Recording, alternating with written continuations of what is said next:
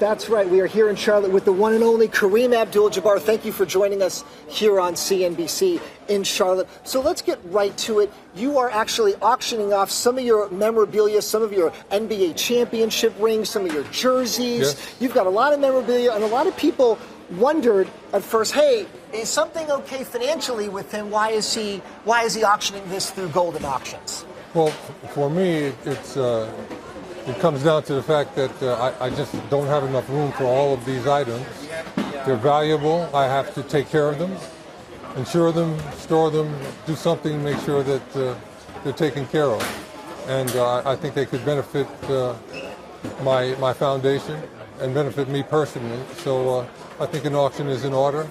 A lot of the fans out there appreciate these things and would like to have them. So, you know, it's what do they say? A marriage of convenience, they say. Yeah. So your foundation is doing good work in the community. You're out there. You're not just a retired athlete. You're an activist, and you're a community influencer, and you're making things happen. When you look at this current generation of players, a lot of them are getting into business. They're starting their own companies. They're also being very outspoken about issues that they think are important to the country. Right. What is your thought about this current generation of players and their political activism? Well, I think. Especially in the NBA, a lot of guys come from communities that are disadvantaged.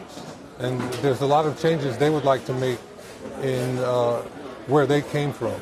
And the wealth that they have generated by playing professional basketball enables them to go home and do good things.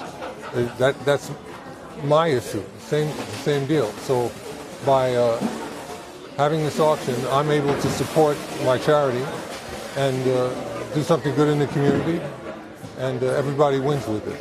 You started your career, let's say, UCLA before you got to the NBA. You're from New York City, but then you played in Milwaukee, not the biggest market. You ended up playing for the Lakers for a long time, part of Showtime.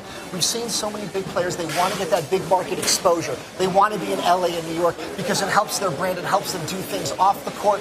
Do you think that's still very important for big-name players to get to a big market like LA and New York so that when they're retired down the road, they can make a difference in their community like this? I think the popularity of the NBA has mitigated that somewhat. You know, you can come from a small market, and if you're successful, if you have the fan base, they'll follow you wherever you go.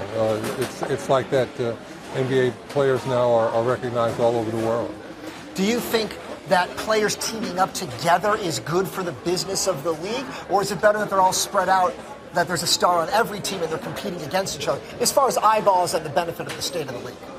I don't think you should ask me about that. That's up to the managing partners of teams as to how they want to go about acquiring players. And there's lots of different ways to skin a cat, as we all know.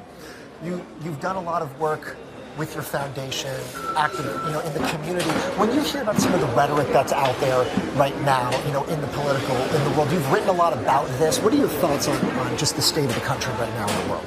Well, it's tough times. It's a time of really extreme divisions, and we have to be careful about what we do. We can make mistakes and mess things up for a while. We don't want to do that. When you look at the future of the league, there's so many kids now, they're not even playing basketball. They're all in their video games. They're just sitting in front of their computer playing video games. They're not actually shooting the ball. Do you think that's good for youth? And do you think that's going to affect the growth of the sport for the next generation? Well, I don't think any one aspect of what you just mentioned dominates. There are kids, plenty of kids who love sport and are pursuing it. And then there are others who couldn't be bothered. That's to be expected. People in New York, they're going to know that you're here. They're going to want to ask you about Colin Kaepernick settling his read into the NFL. What are your thoughts on that? You've written about him before as it related to the Super Bowl recently. I'm really happy that Colin managed to get some finality with his situation. He's a talented athlete. He should be playing in the NFL. I hope it is satisfied to his. It is settled to his satisfaction. It's been too long. And so finally, Golden Auctions, that's where people are going to be able to buy this memorabilia. Are you basically selling everything from your career? I have a few tidbits left in the house, one or two things that are very personal to me, but if you want to know what's going on, Golden Auctions, GOLDIN, and you'll be able to see all that's available, and I hope people find a few things that they're interested in. Well, I wish I could afford this championship ring right here that you might be able to see on camera, but I think that's going to be a little bit too pricey for me.